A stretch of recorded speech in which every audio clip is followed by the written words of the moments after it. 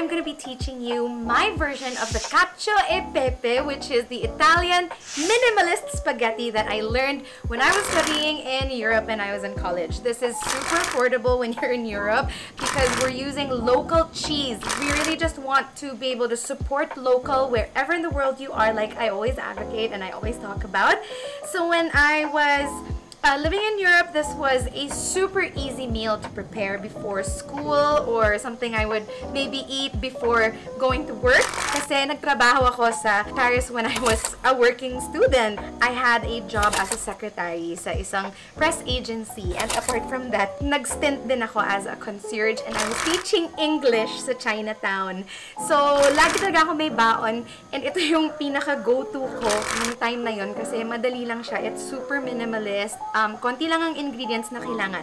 All you need is spaghetti, Pecorino Romano cheese, or Parmesan cheese, chili peppers, and black pepper. I also learned to use lemon and a little bit of olive oil to garnish. It's super easy. I'm out of town right now. Hindi kompleto yung kusina ko. Outdoor setup lang dito. But I have one stove. And this dish, it's gonna do wonders for every gathering, every dinner, every party, every lunch, or even a picnic. So I hope you guys enjoy this. I'm gonna try my best to show you how to make my version of the Cacio e Pepe, which means cheese and pepper. Super easy. I'm so excited. Ingredient number 1, spaghetti. Everybody knows what spaghetti is. It comes in all different thicknesses, shapes, and forms, and we are going to boil some water. High heat, boil it. We are not going to add salt to the water anymore kasi maalat na yung cheese natin. The box said 9 minutes, and we have to move fast. So, don't break the spaghetti. Allow it to melt into the casserole. The spaghetti I like to cook is not super soft. They call it al dente, and it's a little bit tougher, but in a really good way. So when you bite into it, hindi lugumok yung spaghetti mo. So kadalasan, tayo mga Pinoy, ang hilig natin i-boil yung spaghetti to the point na lumalambot and nagbe-break na. Maybe there's a chefy technique to cooking your pasta. Siyempre, yung sa akin sa ngayon is mano-mano. Basta mahilig magluto, mahilig kumain, mahilig mag-entertain. Sign na yan ng pag-express mo ng pagmamahal mo sa pamilya mo or sa mga loved ones mo. So while this is boiling, we are now gonna grate the cheese. So this is the magic ingredients. This is Pecorino Romano cheese, and this is Parmigiano Regiano cheese. So Parmigiano Regiano is the fancy name for Parmesan cheese. So this is made of cow's milk, and Pecorino Romano is made of sheep's milk. So I personally love Pecorino Romano. It's saltier than Parmesan, but at the same time, they both have a nutty taste. See the difference in color? Pecorino Romano is lighter in color than the Parmesan. Parmigiano is a little more orange. But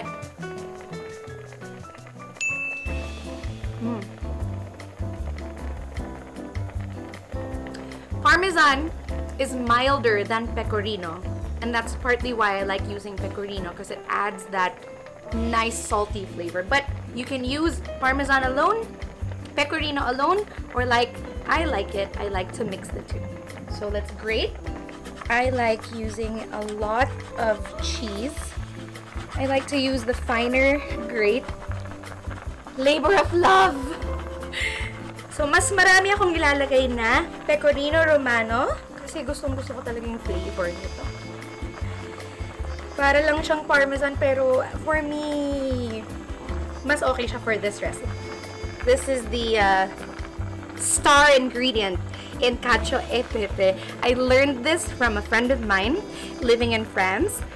She was Italian, and she actually said that you have to use super good quality pepper.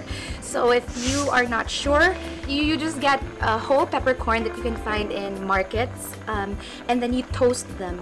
So you can actually toast the whole peppercorn so that the heat of the pan releases the nice peppery smell, and then you put them in a grinder and you just grind your pepper, but otherwise just get a really, really good black pepper.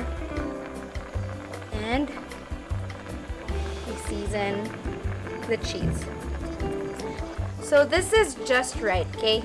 We have 2 more minutes. And what I'm gonna do is take this off of this stove. I won't strain it because that water is still cooking the pasta and I want to keep it hot. I'm just doing this because I have 1 stove and I'm trying to make the most of it. So, I'm gonna heat this skillet. Hindi mo na kailangan magdagdag ng olive oil kasi sobrang creamy na nitong cheese with the pasta water. But I like to garnish or parang top the pasta with this because I like infusing my olive oil with chili peppers and the black pepper.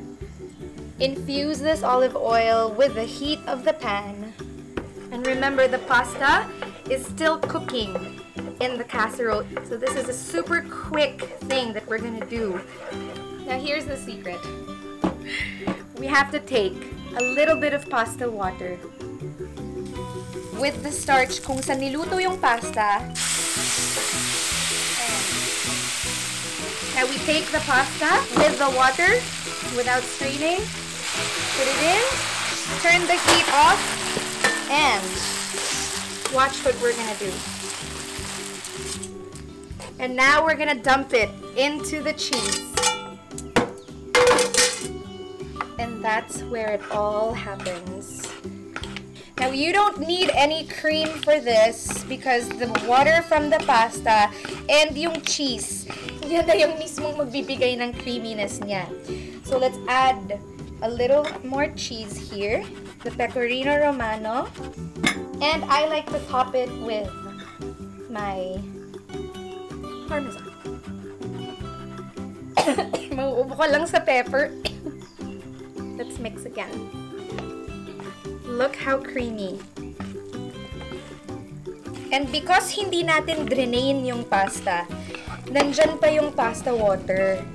So, yan ang magbibigay ng creaminess niya. In fact, gusto ko pang magdagdag ng konting pasta water dito kasi gusto ko pa siyang maging medyo madulas.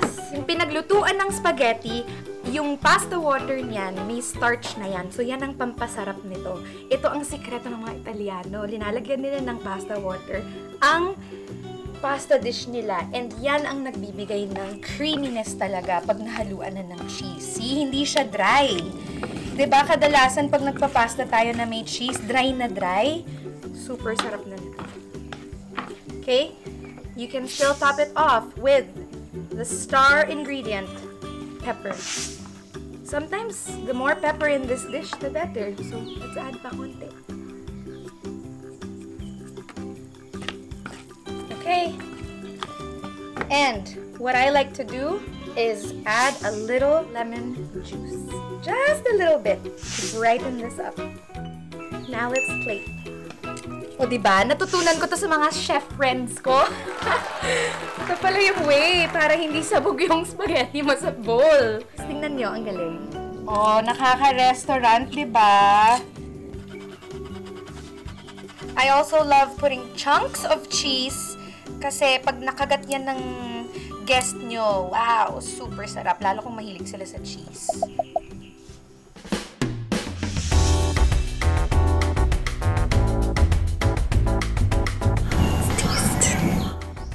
You can also add bacon to this or anything else you want to add. Arugula, ham, anything. But this is the base of your cacio e pepe.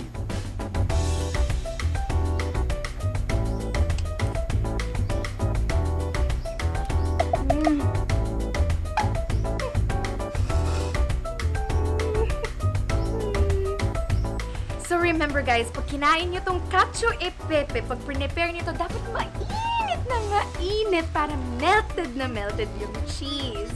Hindi na siya masyadong masarap pag lumamig na siya. Just like any dish na may cheese na meant to be melted, diba? So I hope you guys enjoy this cacio e pepe minimalist pasta dish. You can use Parmesan cheese and put loads and loads of cheese, pepper, and don't forget to use the magic of your pasta water.